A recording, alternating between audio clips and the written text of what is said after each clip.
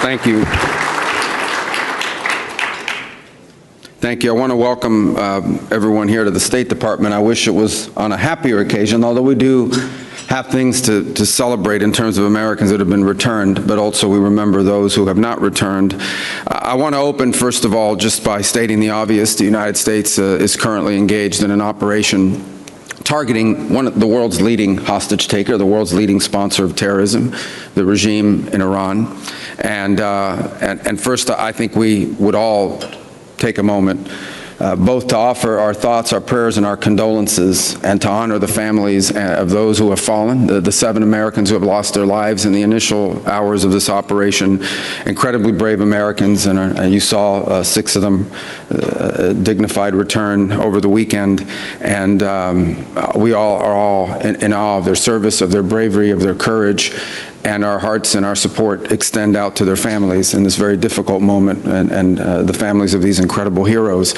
And heroic things are happening all the time, some of which will never make it to the headlines, but American men and women in uniform are conducting an extraordinary mission with extraordinary efficacy and efficiency and impact. The goals of this mission are clear, and it's important to continue to remind the American people of why it is that the greatest military in the history of the world is engaged in this operation. It is to destroy the ability of this regime to launch missiles, both by destroying their missiles and their launchers, destroy the factories that make these missiles, and destroy their Navy. I think we are all seeing right now the threat that this clerical regime poses to the region and to the world. They are trying to hold the world hostage. They are attacking their neighbors. They are attacking neighboring countries, their energy infrastructure, their civilian population. They're attacking embassies. This is a terrorist government. This is a terroristic regime. And we are seeing them conduct terrorism using nation-state elements, using weapons like missiles and one-way attack drones.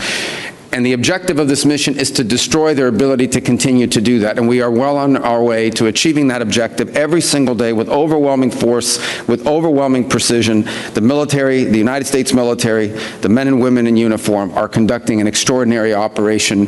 There are not a lot of cameras down there covering what they're doing, as opposed to some of the other images that you may see from some of the cities and capitals nearby. But I want everyone to know your military is getting the job done. And every single day, this regime in Iran has less missiles, has less launchers, their factories work less, and their Navy is being eviscerated. And the world is going to be a safer and a better place when this mission is accomplished. And we...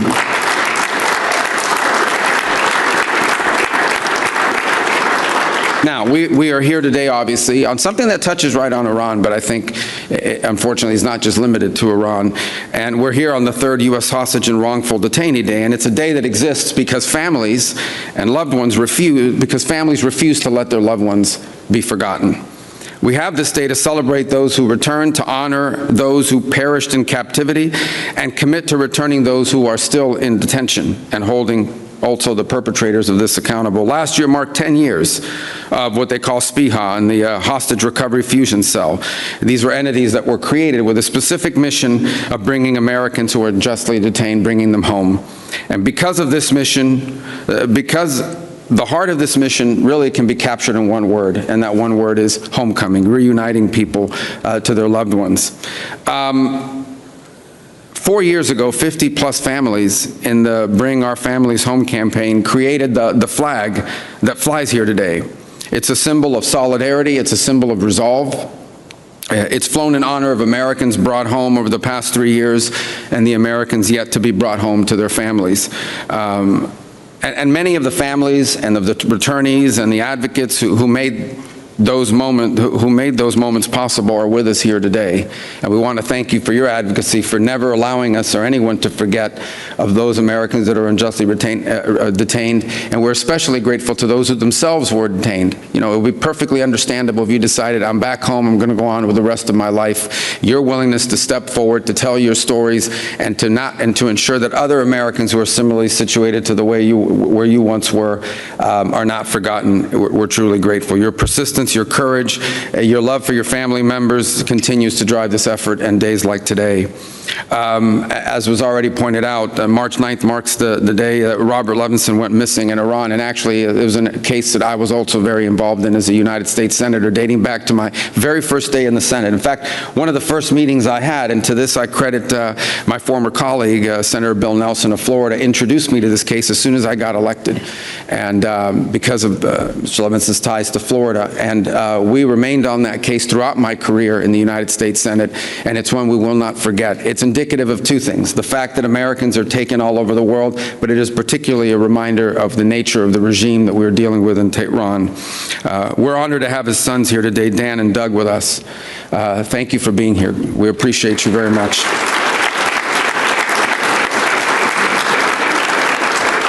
And so today, in recognition of their extraordinary dedication, and really everyone's here, but in particular, we've dedicated the flag flown here today to the Levinson family. And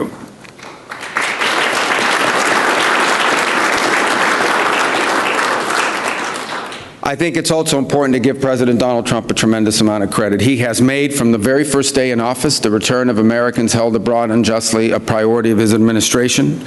And since his inauguration, a little over a year ago, over 100 Americans have been brought home.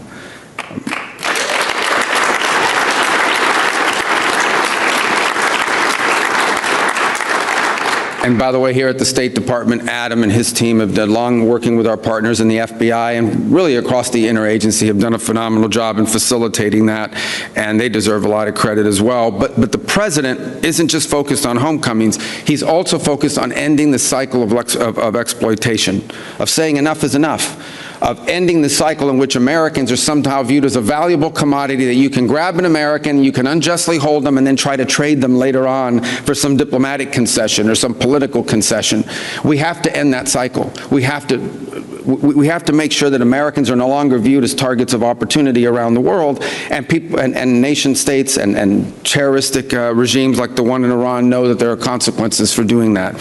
And that's why we established the state sponsor of wrongful detention designation. In essence, designating governments and entities that specifically use this as a tool of leverage to their benefit and to our detriment. They view Americans as a commodity that they can grab onto and then trade in the future. That cycle has to stop, and that's why this designation now exists. And that's why, you know, the first, I believe, country we designated right under this authority on February 27th was this clerical terroristic regime in Iran. Because when it comes to hostage taking, there has been no worse offender in the world than the clerical regime in Tehran. They are the worst offenders in the world of terrorism, and they are the worst offenders in the world of hostage taking from the very early days. And so they were our first designation. They were founded, unfortunately, on an assault on the brave men and women of our foreign and civil service that were located there in Tehran. And the message is going to be very clear. The United States will not tolerate hostage diplomacy. They're not going to tolerate, we're going to continue to hold that regime accountable, and all other regimes that engage in this accountable for these practices. So, in closing, let me just say, today we honor those who are still waiting. It celebrates those who returned, and it remembers those whose homecoming came sadly and tragically in a different way. But our mission, even as we remember and honor those from the past, our mission is forward-looking. We believe in homecomings, we work for homecomings, and under the President's leadership, we will not stop until every single unjustly detained American is brought home. Thank you.